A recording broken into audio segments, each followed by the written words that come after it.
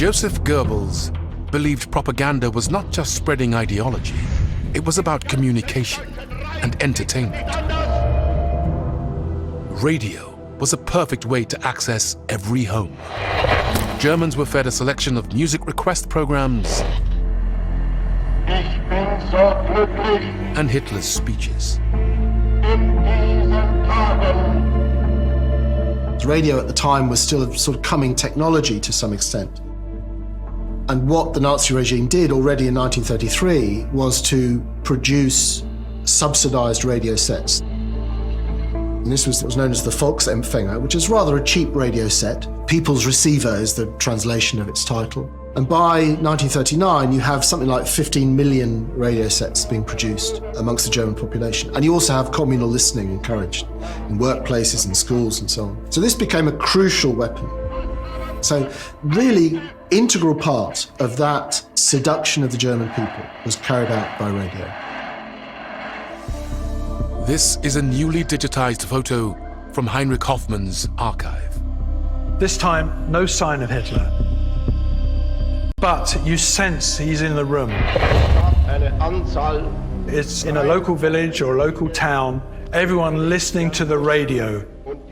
And you can see in the middle, everyone's in focus because the light is coming in through the doorway and the window. They're all nice and sharp, and you can just sense their attention. And the crowd on the edges, which are all out of focus, because lenses only have a few feet of depth of field, and the people in the middle are sharp, the people on the edges are all out of focus. But that adds tension to the picture. And I feel from it, they're listening to something so serious, there's no smiles, and their lives are about to change. Hoffmann took this photo with a revolutionary lightweight 35mm camera made by the German company Leica.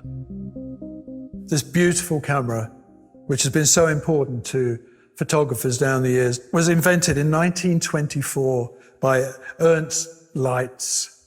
The name Leica comes from Leitz, L-E-I, and then C-A for camera, Leica. And it was an instant hit and also promoted the use of color film with Kodak and Kodachrome.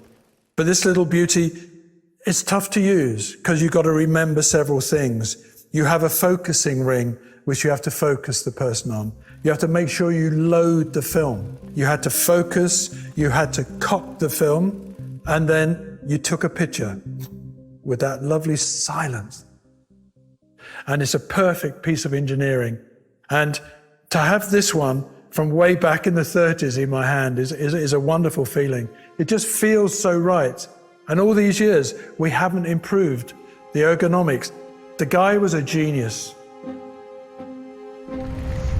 Ernst Leitz ran a large factory in the German city of Wetzlar. He was a compassionate employer, prepared to fight for his workers.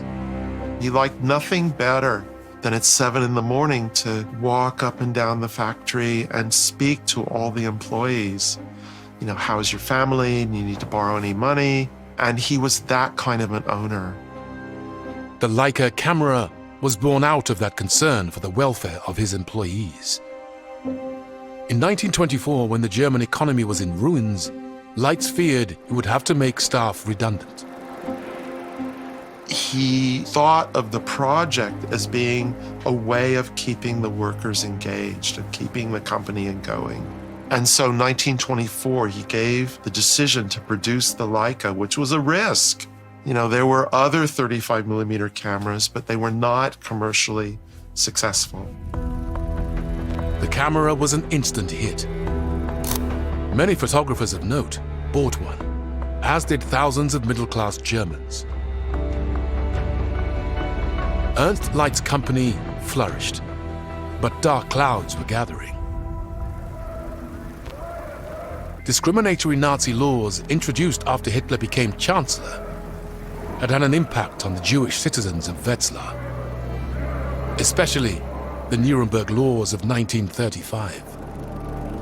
Nuremberg laws are very important because that's a moment when Jews were turned legally in second-class citizens. they lose all their civil rights. Jews in the future in Germany could be legally kicked out of very many professions. They lost all their rights. They were not citizens anymore. Parents are bringing their sons to the factory and pleading, will you help us? And Leitz gives them long-term apprenticeships. Leitz didn't stop there. Seeing the increased danger his Jewish employees were in, he arranged for them to find jobs in Britain and the United States, even paying the travel costs.